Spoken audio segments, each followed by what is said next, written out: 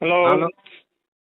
હા વડીલ, હા હું અમરેલી જિલ્લામાંથી લીલિયા તાલુકો અને ગામ જાતુડાથી બોલું છું રજનીભાઈ. હા બોલો બોલો.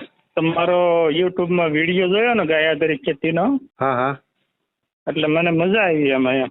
હા હા એટલે મારે બનાવવું છે દ્રાવણ, એટલે બનાવી એટલે આ બનાવ્યા પછી આપણે કેટલા દિવસ સાટવાનું એ? હવે કયો વિડીયો તમે જોયો? વિડીયો આપણે એમાં 65 ઉપર નાખેલા હે.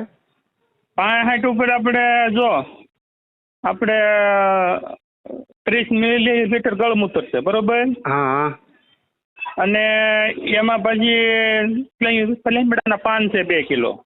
હા એ અગ્નિ અસ્ત્ર. હા બરાબર, અગ્નિ અસ્ત્ર. હા હા એ 6 મહિના સુધી સારું રહે કમ્પ્લેટ. 6 મહિના સુધી એટલે હા. કેટલા દિવસ પછી સાટવાનું એમ?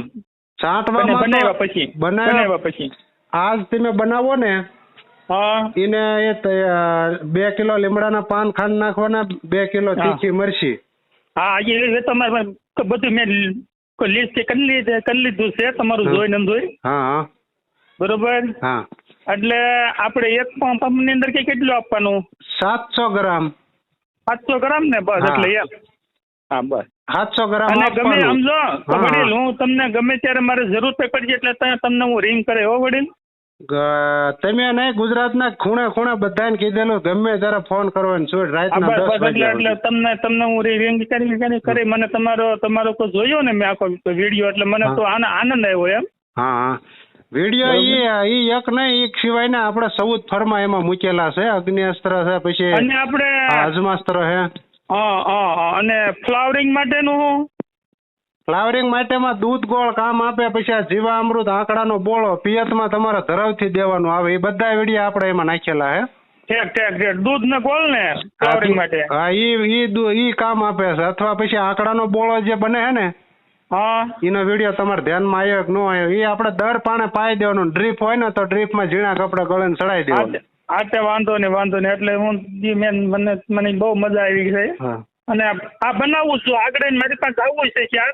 હા બરોબર, ગાવું હું રાખું છું 4 15 વર્ષથી થઈ ગયા, એટલે મને ગાવું નો શોખ છે. ગીર ગાવું છે આપણે. બરોબર. હા અને ગાવું પ્રત્યે આપણે પ્રેમ છે. બરોબર. હા એટલે તમે શરૂઆત જ હજી કરી છે કે પહેલાથી કરો છો થોડું થોડું? હજી આ તમારું જોય ને, હજી મેં ઓળના વરામાં મેં દવા છાંટી જ નથી. આવું વાત છાંટ્યું છે ગળમૂત્ર ને તો કપામાં કે શેમાં? કપામાં એમાં. હા તો પેલું વહેલું વરસ છે તો તમે રિઝલ્ટ સારું લીધું કહેવાય. તો મેં રિઝલ્ટ સારું લીધું. નથી. જમીન કેટલી હે આપણી પાસે 50 વીઘા. ઓહો, તો અમારા ગ્રુપમાં એમ તો કરે છે 80 વીઘામાં કરે હે.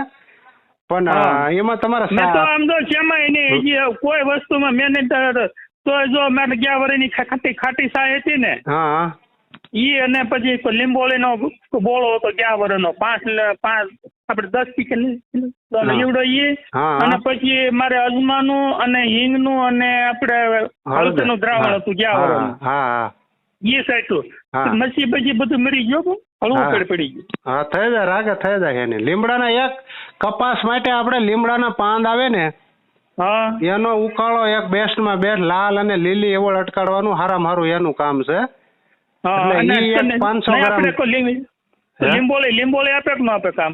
લીંબોળી આપે ને. લીંબોળીનું જે અંદરનું મીજ નીકળે ને, ઈ તો હારામાં હારું કામ આપે. પણ લીંબોળી આપણે એટલી બધી ભેગી કરી હોય તો થાય, નકર પછી લીમડાના પાનનો ઉકાળો કરી નાખવાનો. લીંબોળી મેં 10 કિલો ભેગી કરી. કેટલું ક્યાં મારે ગયા વર્ષનું દ્રાવણ હતું 10 કિલોનું. હા તો ઘણું કહેવાય. મિક્સરમાં મેં છે ને, તો મેંદો કઈ નાખ્યો હતો મિક્સરમાં. હા તે એમાં નવા વિડીયા ઘણા હશે, તમે જોવો તો ખેતી લક્ષીમાં સારા કામ લાગે એવા બધા. મને આપણને રસ અને આપણે આવવું જોઈએ લોનામાં, અને આપણે આવતે વચ્ચેથી વિલાયતી ખાતર બંધ કરી દેવાનું છે. બરોબર. દેશી ખાતર જ ભરવાનું છે. ભલે 10 લારી લેવું પડે કે 15, મારે 10 તો થાય બરોબર, 10 લઈ લેવી. આપણે ઈ જ કરવાનું છે. હા એ થઈ જાય ઘણા. હું છેલ્લા 4 વર્ષ રીંગણી, મરચી, મેથી, લસણ, ધાણા એમાં દવા છાંટતો નથી. ખાવાની વસ્તુ મળ્યો. હા તો હારામાં હારું રિઝલ્ટ લીધું કહેવાય તમે.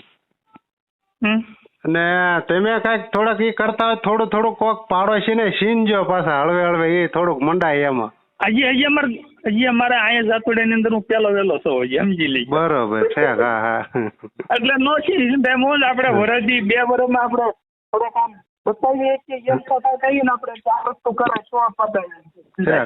તમને આમ ખર્ચામાં કેટલો ફાયદો થયો પેલા કરતા?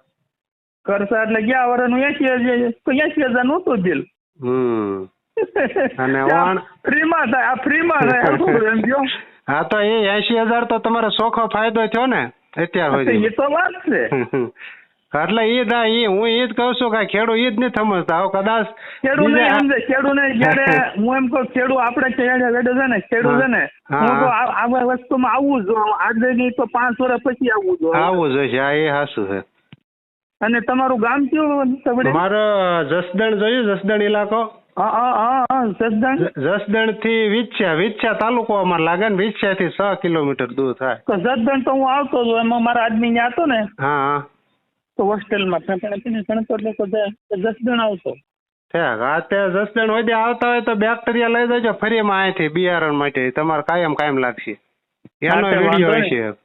હા તો હું ત્યાં સંતર આવે બરોબર.